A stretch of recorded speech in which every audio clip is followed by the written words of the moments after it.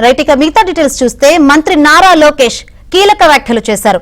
100 రోజుల్లో రాష్ట్రంలో గంజాయి అనే మాట లేకుండా చేస్తామని, గంజాయి విక్రయాలపై కఠిన చర్యలు తీసుకుంటామని లోకేష్ హెచ్చరించారు. కూటమి అధికారంలోకి వచ్చాక వైసీపీ రౌడీల దాడుల్లో 3 కోల్పోయామని, సీఎం ఆదేశాలతోనే సంయమనం పాటిస్తున్నామన్నారు. శాంతి భద్రతలకు విఘాతం కలగకూడదనే మౌనంగా ఉన్నామన్నారు. రాష్ట్ర వ్యాప్తంగా ప్రజా దర్బార్ ఏర్పాటుపై ఆలోచన చేస్తున్నామన్నారు.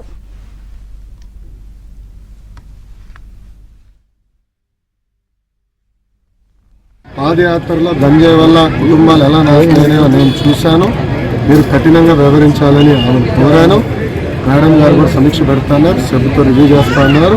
ప్రజలందరూ చూస్తారు కదా, మొదటి 100 రోజుల గంజాయికి తులసిట పెట్టే బాధ్యత తెలుగుదేశం, జనసేన, భారతీయ జనతా పార్టీ ప్రభుత్వం తీసుకుంది. ప్రజలందరూ చూస్తారు కదా, మొదటి 100 రోజుల గంజాయికి తులసిట పెట్టే బాధ్యత తెలుగుదేశం, జనసేన, భారతీయ జనతా పార్టీ ప్రభుత్వం తీసుకుంది.